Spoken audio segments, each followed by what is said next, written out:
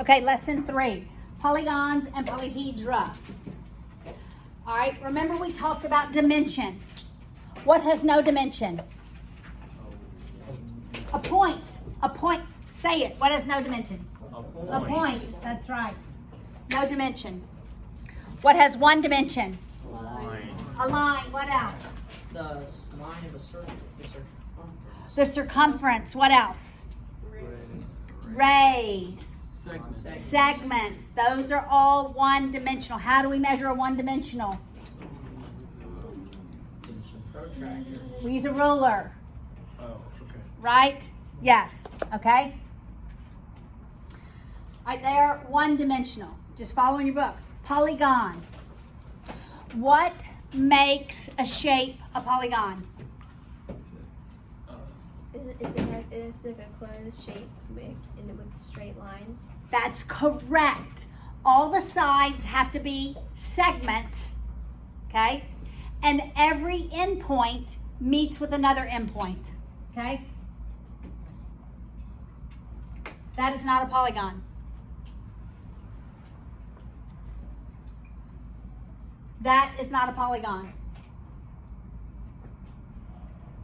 Not a polygon. Not a polygon.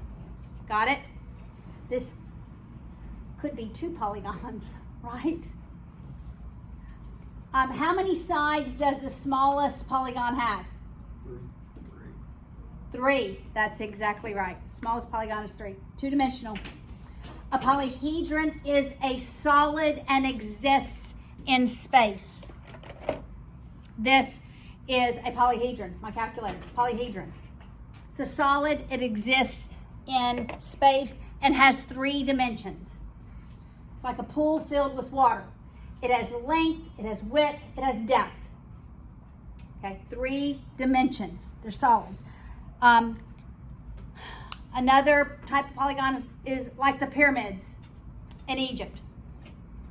That's a polyhedron. It's a solid. It exists in space.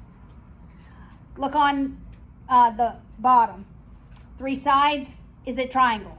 4 sides is a 5, 6, 7, 8, 9. Nonagon, yes. All right, this lesson is all about, go to the next page, perimeter and area. Perimeter and area. How many dimensions is perimeter? 1. Perimeter is 1-dimensional. It's as though we are just walking around the entire polygon or one side of the polyhedron. Okay? All right, so the formula for perimeter is just the sum of all the sides. The sum, this is sigma. The sum, that means sum in math. This symbol means sum in math. The sum of the lengths, perimeter, is, that means an element of, what it is the sum of the lengths of all the sides. All right, we're just adding the length of all the sides. I know, I'm left-handed. I'll try to continue to walk to this side, but I cannot write from this side. Is that a P or It's what a is P. it? That's how I write perimeter. Area, which you'll see in a minute. So I'm just adding them. It's as though I took my ruler, measured my 1 dimensions, and I'm adding all my 1 dimensions. Okay?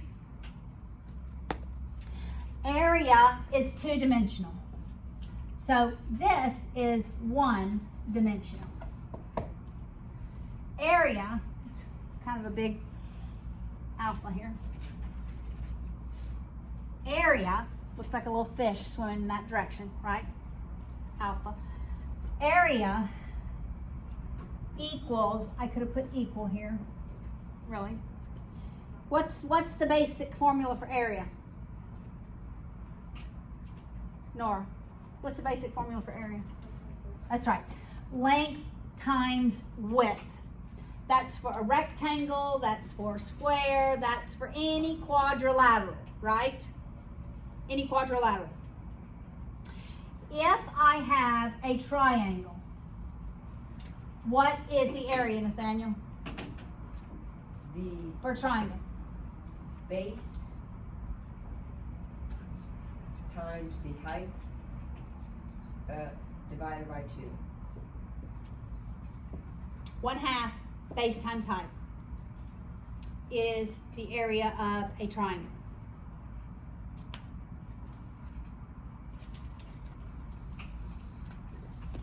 And you have heard all of this before, right? None of this is new. What is the perimeter of a circle? We have a particular name for the perimeter of a circle, Hannah. Is it the circumference? It's a circumference. What is the circumference? Is it pi times diameter? No. Yes, that's one. Finley, what's the other one? Pi times radius times 2. 2 pi r. In this class, yes, ma'am? No. Which one? This one? This one? Sum. That means the sum. It's epsilon.